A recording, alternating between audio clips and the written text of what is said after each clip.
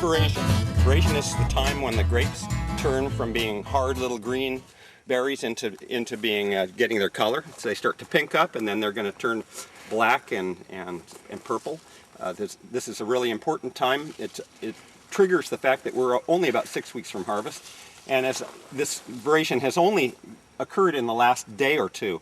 So I'm feeling pretty optimistic about the quality of this harvest, because it's really important for us to have the grapes all ripen at the same time. And if you look down the row, you can see there's a little salt and pepper all through the block, which indicates that everything is going to be pink within a couple days, and that the grapes will be uniformly mature, which is the most crucial thing in the winemaking process when we come to harvesting the grapes some 6 weeks from now. There are a number of things a winemaker looks for when he's evaluating a vineyard in order to get some kind of feel for what the quality will be. Grapes produce a higher quality product when they're grown in an environment where they're stressed to some degree. And so we see that here. We don't see a huge leaf canopy. We see an abundance of leaves. There's plenty to get the crop ripe, but it's not the grapes aren't shaking hands in the middle of the vine row. We don't have a lot of shading. And in fact, it's so important to get the sunlight on the grapes. We now know that sunlight on the grapes drives off a whole group of compounds that have kind of vegetative flavors, herbal flavors that we don't want, and helps to develop and soften the tannins. It helps to develop those fruit flavors in the grapes, the blackberry, cherry, raspberry-like flavors. So this looks very optimistic from that standpoint, and of course the small grape size is going to mean that we're going to have a very deep color in the grapes, a lot of flavor in the grapes, because as the size of the berry gets smaller, there's less juice to the amount of surface area of skin, which leads to a more intensely flavored wine. So this vineyard of ours has all the hallmarks of producing excellent quality Cabernet Sauvignon.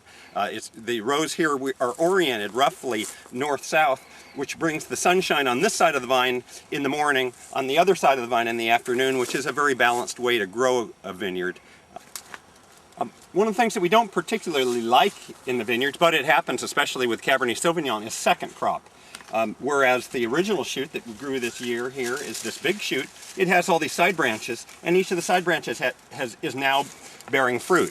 This fruit is going to ripen up much later than the clusters that we're seeing Veraison, and these grapes still have probably 2 months at least to go. And if they pick these grapes at the same time as these, we're going to have a problem with quality. So we've got to come through the heavier sections of the vineyard and just break off all of these side shoots that are bearing what we call second crop. And that's very easily done, and it helps to open up the canopy and get more sunlight in there on the existing grapes. So this is kind of how we do it.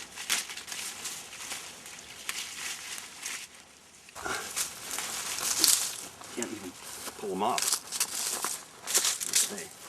So we grow our grapes organically. That really indicates that we have very few pests here that we have to worry about. Everything seems to be very much in balance. The only thing that we have to concern ourselves with on the grapes at this point is fungus problems, mildew, which will grow if the humidity gets high, and if the temperature stays low, say in the 70s and 80s. They like those temperatures very well. In order to combat mildew, we dust the vines with sulfur dust about every 2 weeks. So essentially every time we get another 6 inches of growth on the vines, we want to come through here and sulfur dust them in order to keep that protective layer of sulfur dust on the vines to prevent the growth of mildew. And the sulfur dust has been used in vineyards for hundreds of years. It was actually discovered in France. It was just discovered that a vineyard that happened to have a natural sulfur outcropping never had fungus problems, and so they figured out that was a really important remedial tool to use. And it's part of organic farming. It's very benign. It doesn't hurt anything, and it's not toxic to the environment. We've stopped our sulfur dusting about 2 weeks ago, which means that we'll have a full 2 months of time between the last sulfur application and the harvesting of the grapes, and that virtually ensures that all that sulfur will be blown off or volatilize and will not be present on the grapes. And that's important for us because we can pick up off flavors from the sulfur dust if it's used in excess and used too late.